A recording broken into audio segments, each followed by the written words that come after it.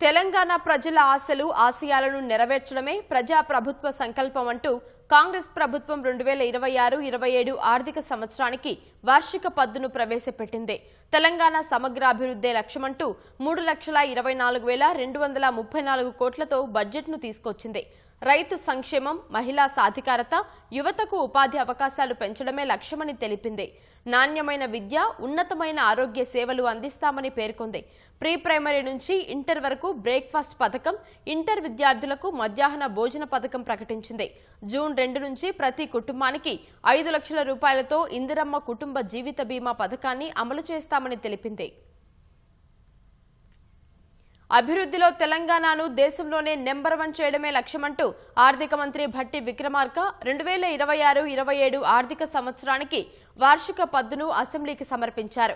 వరుసగా 4వసారి బడ్జెట్ను ప్రవేశపెట్టిన ఆయన తెలంగాణను సుస్థిరాభివృద్ధి వైపు నడిపించడమే తమ ప్రభుత్వ లక్ష్యమని ఉద్ఘాటించారు. మొత్తం 3,24,234 కోట్లతో పద్దును తీసుకొచ్చారు.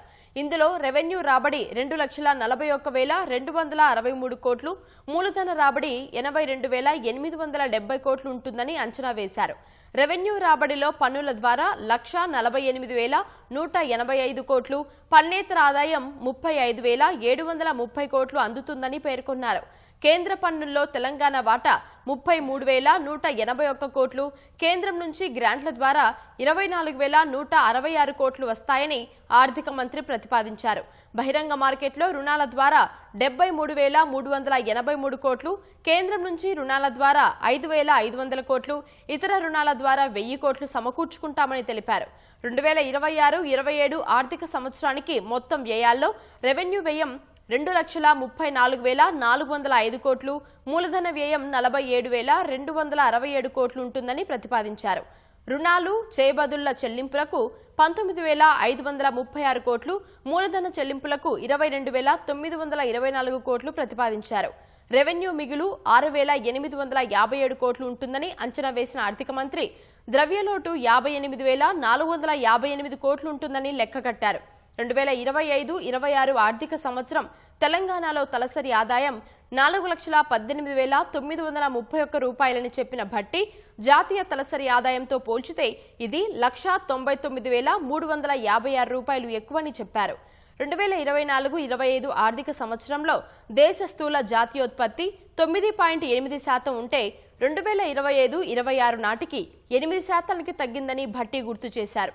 తెలంగాణ జీఎస్డీపీ మాత్రం 2024-25లో 10.6% ఉంటే 2025-26 నాటికి 10.7% పెరిగిందని మంత్రి గుర్తు చేశారు. ప్రస్తుతం $200 బిలియన్ గా ఉన్న తెలంగాణ ఆర్థిక వ్యవస్థను 2034 నాటికి $1 ట్రిలియన్, 2047 నాటికి $3 ట్రిలియన్ ఆర్థిక వ్యవస్థగా తీర్చిదిద్దే లక్ష్యంతో ప్రణాళికాబద్ధంగా ముందుగా అడుగేస్తున్నట్టు మంత్రి వివరించారు.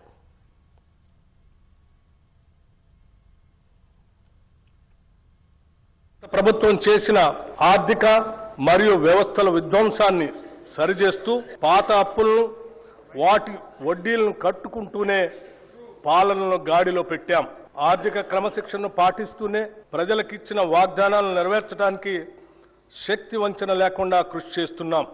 అభివృద్ధిలో తెలంగాణ రాష్ట్రాన్ని దేశంలోనే నెంబర్ 1 స్థానంలో నిలబెట్టాలన్నదే మా లక్ష్యం. బడ్జెట్ అంటే సంఖ్యల చుట్టూ తిరిగే అంకెలు కాదు, ప్రజల చుట్టూ తిరిగే సంఖ్యలు. బడ్జెట్ ప్రజల జీవన స్థితిగతుల మార్పుకు దోహదపడే లెక్కలు. తెలంగాణ ప్రజల ఆశలు, ఆశయాలను నిజం చేసే సంకల్ప పత్రమే ఈ బడ్జెట్. రాష్ట్ర సమగ్రాభివృద్ధికి అద్దం పట్టేలా దీన్ని రూపొందించాం. రాజ్యాంగ విలువలకు కట్టుబడి పారదర్శకతతో పాలన సాగిస్తున్నాం. గొప్పల కోసం మేము అబద్ధాలు చెప్పం. ఈ ప్రభుత్వం వాస్తవాల పునాదుల మీద పనిచేస్తుంది. మభ్యపెట్టే మాయమాటలు చెప్పం. ప్రశ్నించిన వారిని దూషించడం మా నైజం కాదు. బాధ్యతతో ఎవరు ప్రశ్నించినా బాధ్యతతోనే వారికి సమాధానం చెప్తాం. అది ప్రజల పట్ల, ప్రజాస్వామ్యం పట్ల మాకున్న చిత్తశుద్ధి. అనేక సవాళ్లు మరియు ఆర్థిక ఒత్తిళ్లను ఎదుర్కొన్నప్పటికీ తెలంగాణ రాష్ట్రం బూడిదలోంచి ఫినిక్స్ పక్షి మళ్లీ లేచినట్లు అభివృద్ధి దిశగా వడివడిగా ముందుకు సాగుతుంది. ప్రజల సంకల్పం, ప్రభుత్వ దృఢ నిశ్చయంతో రాష్ట్ర ఆర్థిక వ్యవస్థకు పకడ్బందీగా పునాదులు వేస్తున్నాం. 2026-27 బడ్జెట్ అంచనా ప్రకారం తెలంగాణ అప్పుల మొత్తం 5,62,363 కోట్లని చెప్పిన ఆర్థిక మంత్రి జీఎస్డీపీలో అప్పుల శాతం 29% అని వివరించారు.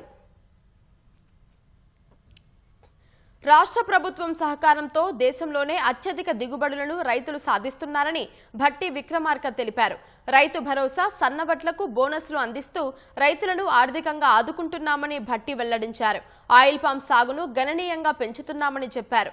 సాగు రంగానికి బడ్జెట్లో 23,179 కోట్ల రూపాయలు కేటాయిస్తున్నామన్నారు. రైతులకు ప్రభుత్వం ఇస్తున్న ప్రోత్సాహంతో వ్యవసాయ దిగుబడుల్లో తెలంగాణ రాష్ట్రం దేశంలోనే మొదటి స్థానంలో నిలిచింది. 2024-25 సంవత్సరంలో 284,16,000 మెట్రిక్ టన్నుల వరి 1,27,00,000 ఎకరాల్లో పండింది. ఫిలిప్పైన్స్ కు 22,750 మెట్రిక్ టన్నుల బియ్యం తెలంగాణ నుంచి ఎగుమతి చేయటం జరిగింది. దీని ద్వారా మన బియ్యానికి డిమాండ్ పెరిగి రైతాంగానికి మరింతగా మద్దతు ధర లభించింది. రాష్ట్రంలో ఉద్యాన పంటల విస్తీర్ణం సుమారు 13 లక్షల ఎకరాలుగా ఉంది. మామిడి, సీతాఫలం, మిరప, పసుపు, నారింజ వంటి పంటల అభివృద్ధికి మా ప్రభుత్వం ప్రాధాన్యత ఇస్తుంది. 79,287 మంది రైతులు 2,90,466 ఎకరాల్లో ఆయిల్ పామ్ పంటను సాగు చేస్తున్నారు.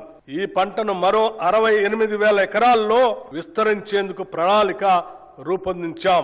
మైక్రో ఇరిగేషన్ పద్ధతులను 2,34,000 ఎకరాల్లో అమలు చేయాలని నిర్ణయించాం. ఈ బడ్జెట్ లో వ్యవసాయం, రైతు సంక్షేమానికి 23,179 కోట్ల రూపాయలు ప్రతిపాదిస్తున్నాం.